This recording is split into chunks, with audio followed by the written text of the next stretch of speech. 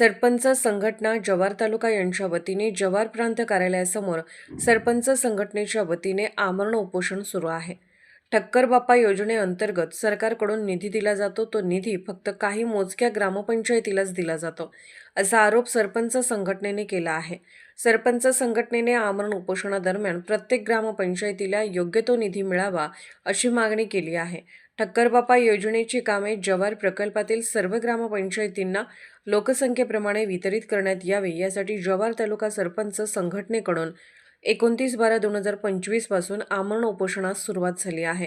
2 दिवसात कोणत्याही संबंधित अधिकाऱ्यांनी उपोषणकर्त्यांची दखल घेतली नाही असा आरोप उपोषणकर्त्यांनी केला आहे। 2 ते 3 दिवसापासून आमरण उपोषणासाठी आपण सगळे या ठिकाणी आमरण उपोषणासाठी बसलेले आहेत। ठक्कर बाप्पा योजनेअंतर्गत निधी मिळते ती निधी तालुक्यातील प्रत्येक ग्रामपंचायतीला मिळावी अशी आपली मागणी आहे। कालपासून हे उपोषण सुरुवात झाले असून आम्ही यापूर्वी 17 तारखेला प्रांत अधिकारी प्रकल्प अधिकारी मॅडम यांना आम्ही निवेदन दिलं होतं।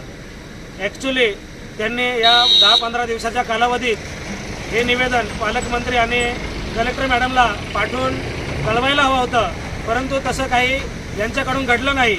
म्हणजे हे सरपंचाला काहीतरी समजतात। एक गावचा प्रमुख जो गावच्या विकासाचा कणा आहे तो या ठिकाणी उपोषणाला बसतो, याच्यासारखी लाजीरवाणी बाब दुसरी कुठलीच नाही।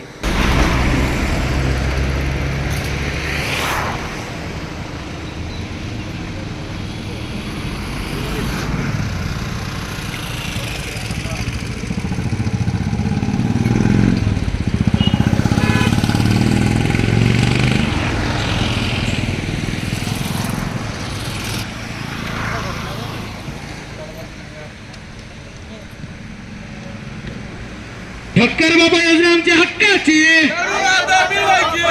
ठक्कर बाबा योजना आमच्या हक्काची, कोण म्हणताय देणार नाही, अरे कोण म्हणताय देणार नाही।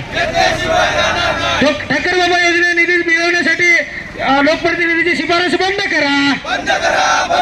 ठक्कर बाबा योजनेचा निधी मिळवण्यासाठी लोकप्रतिनिधीची शिफारस बंद करा। काम बंद आंदोलन, काम बंद उपोषण असाही सुरुवात केलेली आहे, त्याबद्दल काय बोलणार?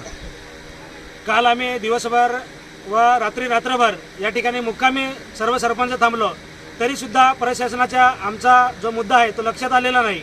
म्हणून आज हे प्रशासनाच्या लक्षात येण्यासाठी आम्ही हे आंदोलन अधिक तीव्र करत आहोत। आजपासून सरपंच संघटनेच्या वतीनं आम्ही काम बंदचा इशारा दिलेला आहे व आम्ही 5 सरपंचाचे कमिटीकडून आम्ही अन्नत्याग आंदोलन केलेलं आहे, जेणेकरून हा जो ठक्कर बाप्पाचा निधी आहे तो सर्व ग्रामपंचायतींना समान वाटप करण्यात यावा यासाठी आम्ही हे आंदोलन चालू केलेलं आहे।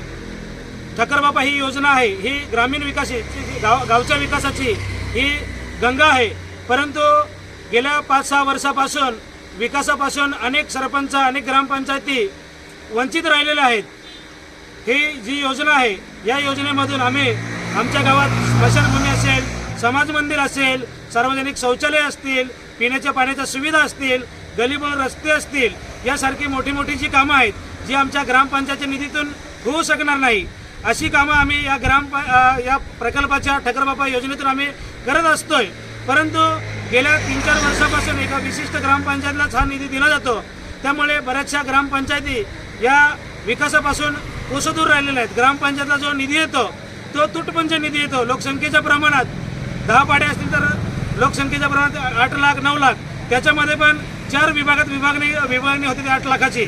उदाहरणार्थ स्वच्छता व पाणी पुरवठा असेल, पायाभूत सुविधा असेल, महिला बालविकास विभाग असेल, शिक्षण विभाग असेल, म्हणजे त्या 8 लाखाचे 2-2 लाखामध्ये विभागणी होते आणि त्याच्यामध्ये पण 10 पाड्या असतील तर 20-20 हजार रुपये एका पाड्याला येतात। तर आम्ही आमच्या या फंडाने पैसा किंवा 15 वित्तामधून आम्ही ग्रामपंचायतचा विकास साधू शकत नाही। त्यासाठी आमची आशादायी आणि विकासाची गंगा म्हणून आम्ही ज्या योजनेकडे आजपर्यंत बघत होतो ती योजना कुठेतरी त्याच्यात पक्षपातपणा होऊ राहिलेला आहे। विशिष्ट ग्रामपंचायतला तो निधी दिला जातोय। आम्हाला आपण जे सांगू राहिले, आपण काय बोलले का विशिष्ट फक्त ग्रामपंचायतीला निधी दिला जातो। आता जी सरकारची योजना असते किंवा निधी असते ते प्रत्येक ग्रामपंचायतीला पोचायला पाहिजे, बरोबर? आपण खुलासा करू शकणार का? काय कुठल्या ग्रामपंचायतीला फक्त निधी दिला जातो, बाकीच्या ग्रामपंचायतीकडे दुर्लक्ष केलं जातो, याचा खुलासा करू शकणार का आपण? म्हणजे ज्या भारतीय जनता पार्टी प्रणित ज्या ग्रामपंचायत आहेत अशा ग्रामपंचायतला आजपर्यंत आम्ही जर इतिहास बघितला तर त्या ग्रामपंचायतलाच हा निधी दिला गेलेला आहे. मला या निमित्ताने एकच स्पष्ट करायचं आहे की सरकार येतील जातील, उद्या राष्ट्रवादी काँग्रेसचं सरकार येईल तर ते BJPच्या सरपंचाला, प्रणित सरपंचाला निधी देणार नाही. म्हणजे आम्हाला हीच रीत मोडीत काढायची आहे. आम्ही कुठल्या पक्षाच्या वतीने या ठिकाणी आम्ही आंदोलनाला बसलो नाही, तर एक सरपंच म्हणून यापुढे सुद्धा ही योजना लोकसंख्येच्या आधारितच देण्यात यावी, जेणेकरून कुठल्याच सरपंचाला, ते BJPचा असो किंवा इतर पक्षाचा असो, कुठल्याच सरपंचावर अन्याय होणार नाही. यासाठी आम्ही या ठिकाणी उपोषणाला बसलेलो आहोत. आपण आरोप केलेला आहे किंवा आपल्याला असं माहिती आहे की भारतीय जनता पार्टीची ज्या ठिकाणी सत्ता आहे किंवा सरपंच आहे तिथे निधी दिला जातो. आपण या ठिकाणी सर्व पक्षीय सरपंच जे काय असतील सदस्य वगैरे सगळे आहेत. आता युती सरकारमध्ये भारतीय जनता पार्टी आहे, शिंदे सरकार आहे, राष्ट्रवादी अजितदादा आहे, त्यांचे पण इथे आहे, आपण पण अजितदादा सोबत आहेत, आपण पदाधिकारी आहात. मग या ठिकाणी युती सरकार असून मग आपल्याकडे दुर्लक्ष का होतं? हे आपण बघत आहात की महाराष्ट्रात सगळीकडं हीच परिस्थिती आहे. एकला चलोची भावना सगळीकडे आहे. त्याच्यामुळं कुठंतरी युतीतले दोन पक्ष कुठंतरी त्याच्यावरती करटीमय आहे की एकाला आईची वागणूक दिली जाते, दुसऱ्याला मावशीची वागणूक दिली जाते. त्यामुळं इतर आम्ही जरी युतीत असलो तरी आमच्यावरती हा अन्याय होत आहे.